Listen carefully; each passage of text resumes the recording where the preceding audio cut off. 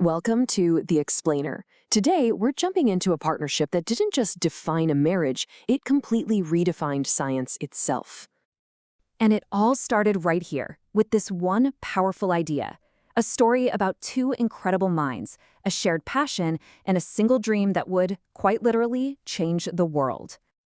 So before they became the legendary Curies, they were Marie Sklodowska and Pierre Curie. They were two people on totally different paths. But, as fate would have it, they were on a collision course in 19th century Paris. I mean, just look at the contrast here.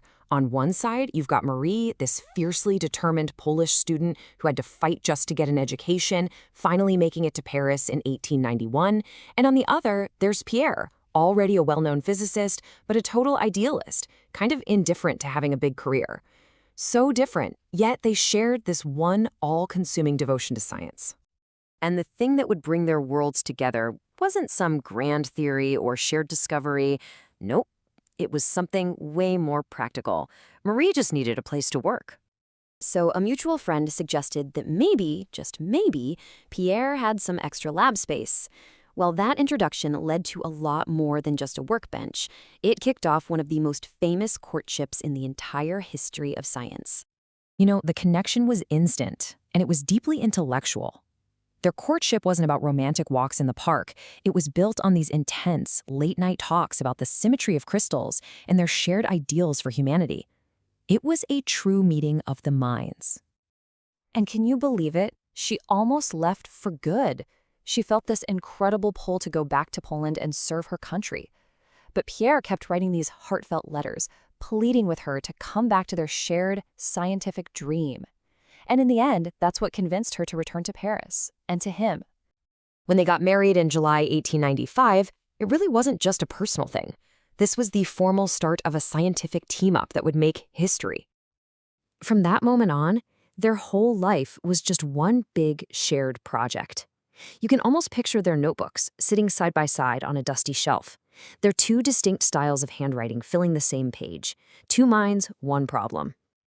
And their wedding? It was just as practical. They skipped all the traditions. No white gown, no fancy ceremony. Marie chose a dark blue dress for one simple reason. It was tough enough to be worn again in the laboratory. Everything they did was for their work. With the little money they got as a wedding gift, they went out and bought two brand new bicycles. Their honeymoon wasn't some lavish trip. It was a cycling tour through the French countryside. It was this perfect, simple moment of freedom before they had to get back to the grind. But back in Paris, well, reality was waiting. Their new laboratory wasn't exactly state-of-the-art. It was just a damp, crowded storeroom.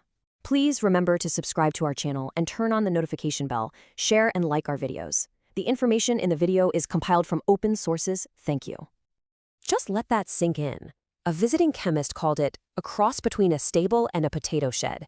And it's in this miserable old shack, with absolutely no money and terrible ventilation, that they were about to start the work that would change physics forever. So yeah, it's in this humble shed that their real life's work kicked off. Marie was inspired by Henri Becquerel's recent discovery of these weird, mysterious rays coming from uranium, and she decided to make that the subject of her doctoral thesis. Now, her hypothesis was totally radical. Back then, everyone thought atoms were these solid, unbreakable things. But Marie suggested that these rays were coming from inside the atom itself. Pierre was so fascinated by this idea, he dropped his own research completely just to join her. So after months and months of this back-breaking, relentless work, their dark, damp little storeroom started to glow with a secret, almost otherworldly light.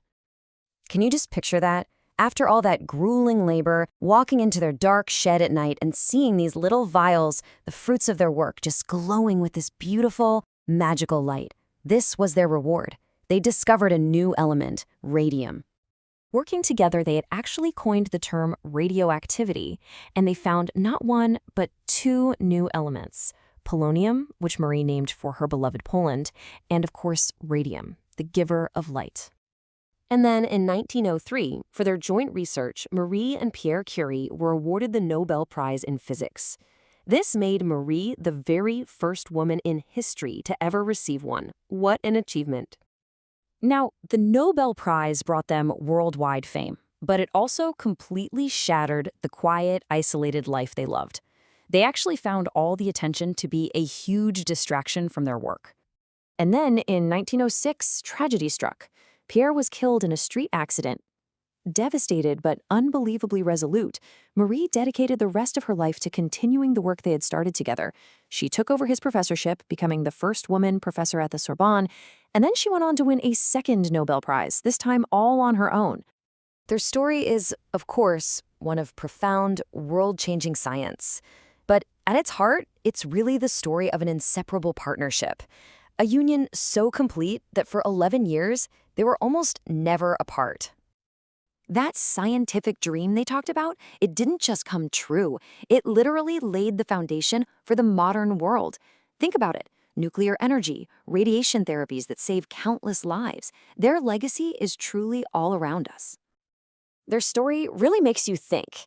And each other, they found a catalyst not just for discovering new elements, but for unlocking a whole new era of science. Which leaves us with one final thought.